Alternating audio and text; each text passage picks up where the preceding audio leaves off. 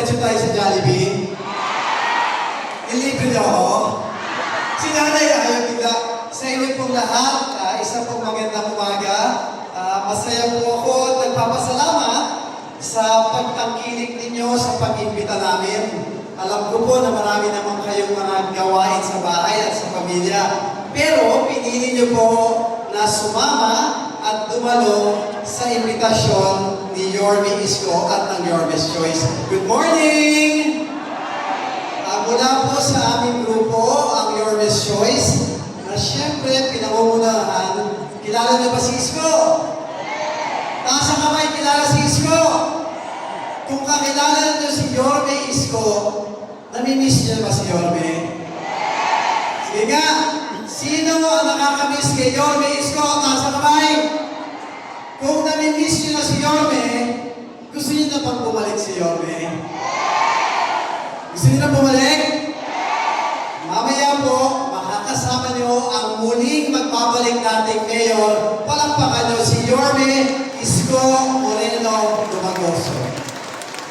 At syempre, nandiyan din mamaya ang kanyang partner, ang Vice Mayor, si Chi Atienza, at ang ating anim na konsehal, Chairman Bobby Hernandez, Jesus Taga Pahardo, konsehal Ian Pansayeva, konsehal Irma Alfonso, Joaquin Dumagoso, at syempre Colonel June Ibay.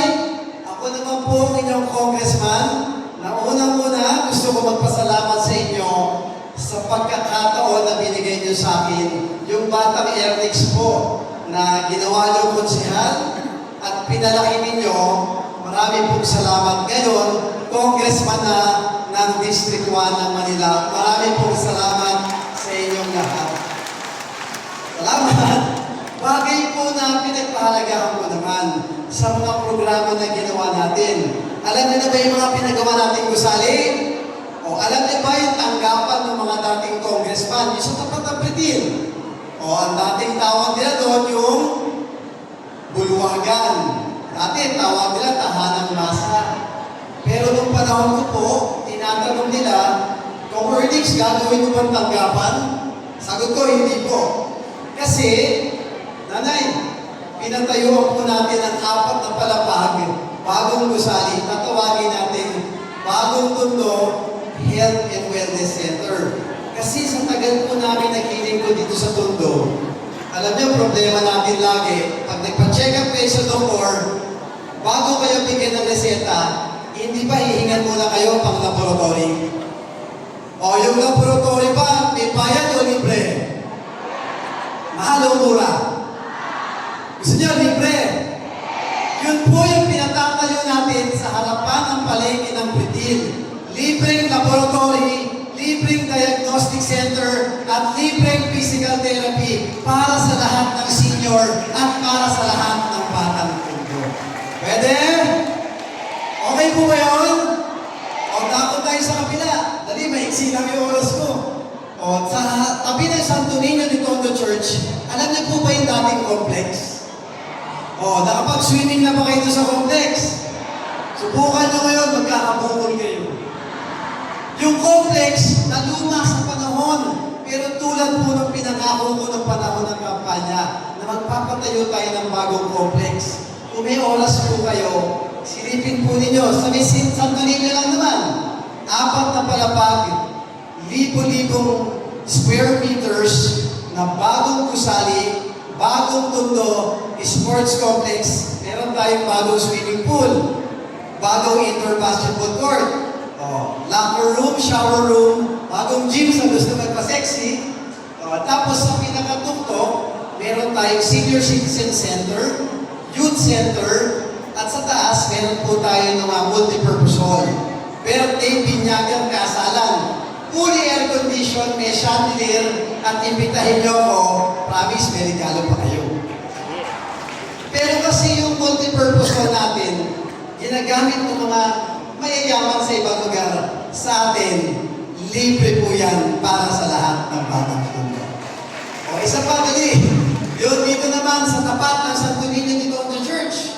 O sa mga magsisimpang gabi, nagpagawa rin po tayo katulad ni Yorme, pinagawa niya yung Plaza Moriones. Ako naman po, pinagawa natin yung harapan ng Santo Niño de Tondo Church. Bagong Tondo, Plaza Hernandez, bago itong pasyalan ng mga senior, ng mga apo ninyo, ng mga anak ninyo, at doon sa mga pinata, doon kayo mangliligaw. Anyways, dako naman tayo dito sa kabila. Alam niyo ba kung nasan yung pitas? Taas kamay, alam niyo yung pitas? Para lang malaman mo, alam niyo yung pitas? O sige, alam niyo yung aquatic? Sa tabi ng aquatic, meron po tayong dalawang gusaling pinatatayo rin ngayon. Yung una, Bagong Tondo Youth Center o Bahay ng Kabataan.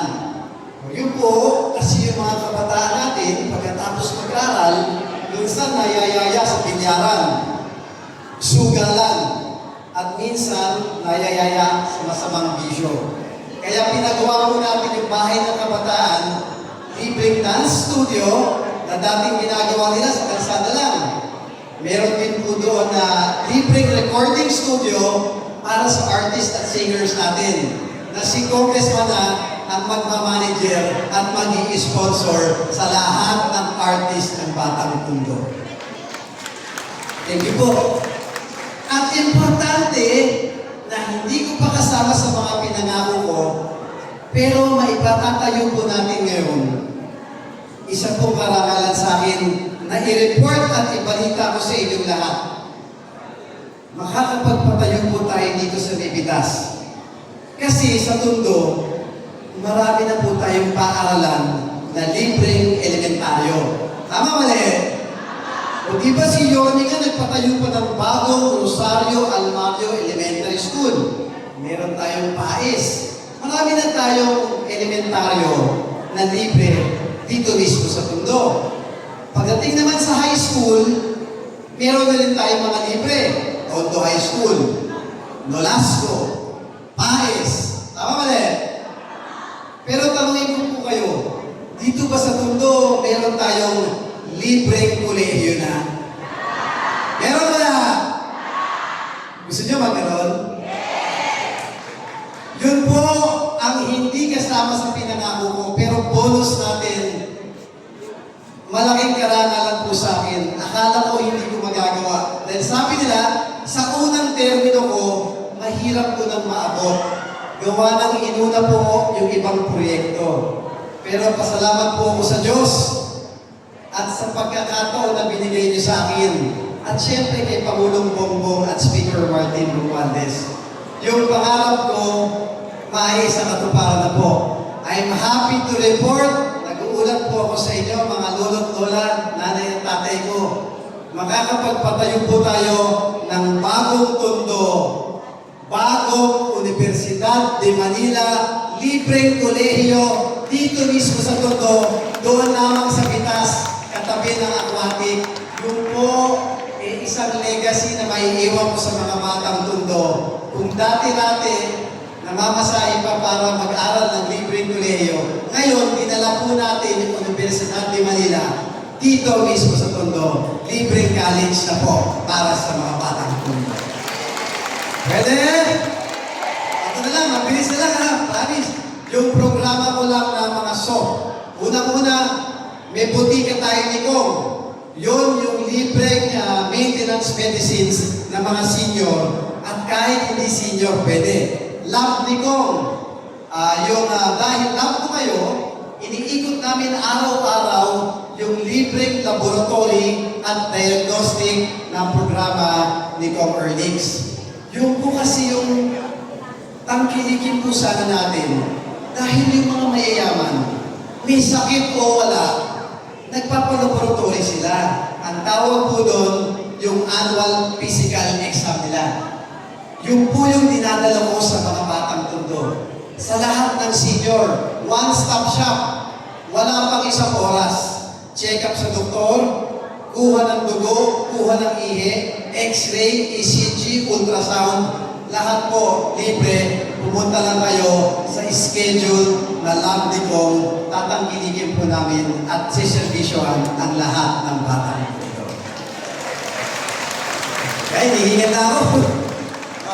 Ito pa, wheelchair, tungkod, walker, hearing aid, oxygen, pang-BP, at saka nebulizer.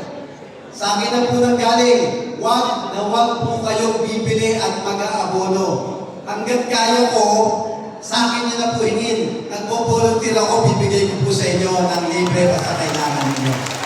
Pwede? Ito na, pinaka-importante pa natin, HAP-NICOM HAP, Hospital Assistance Program, o yung guarantee letter natin. Pinalawig ko po yung programa na yun. Gawa na nag-iikot ako sa isang patay, isang pamilya, 150,000 ang kailangan nilang bayaran sa ospital para lang malabas yung kaanak nila. Namatay pa yung kaanak. Kung nalaman sana nila, may programa po si Comearnix para sa Hospital Assistance Program. Alam niyo po ba yung Tondo Medical Center? O sa Palon lang yun. Alam niyo ba yung Jose Reyes? O alam niyo po ba yung PGH? Alam niyo po ba yung sa Quezon City naman, Heart Center, Lung Center, Kidney Center, meron pang Philippines Children Medical Center, at kung sa mga napapalian ng buto sa may Banawe, orthopedic. Lahat po yan, National Government Hospital. Nakikisuyo po ako sa inyo. Pag may nabalitaan kayong kaanak, kaibigan o kapitbahay ninyo na na-hospital dyan, muli, huwag kayong mag-aabono. Huwag po kayong mangungutang. Volunteer na ni Congressman, ako po magbabayad ng mga hospital bill nyo sa mga hospital niya. Pwede? At syempre, yung dito sa Moriones, yung hospital na pangmayaman, alam niyo yan? Yung Manny Johnston, walang batang tundo ang gustong pumunta sa ospital na magbabayad ka ng mahal. Tama ba eh? Pero, pag ang pamilya mo, asawa mo, anak mo, o ako mo, nag-aagaw buhay, kasi ang mahal, itatakbo mo sa Mary Johnson. Tama ba eh? Ang importante, maisalba natin yung buhay sa kanay niya ba? Tama ba eh?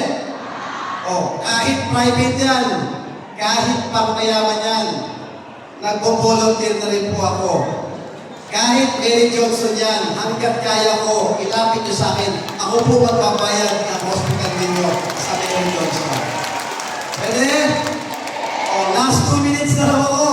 Sa inyo pong lahat, sa inyo pong lahat, ito po ang simbolo ni Congressman, ang kamao sa dibdib. Kung hindi kalabisan sa inyo, pwede ba pag nakikita nyo ko, papatiin nyo ako lang ganito? Pwede? Ito po ang simbolo ng pagmamahal ko sa mundo. Heart of service o serbisyo mula sa puso. Pero para po sa inyo, nanay, patapos ako, promise, para po sa inyong lahat, ako po si Congressman Ernix Junicio. Pinanganak, lumaki, at naglingkod sa mundo. Anak ni Jonix, nangangako po ako, magsisilbi po ako sa inyo ng tapat, sapat, at may takot sa Diyos para po sa lahat ng bata ng mundo. Pwede?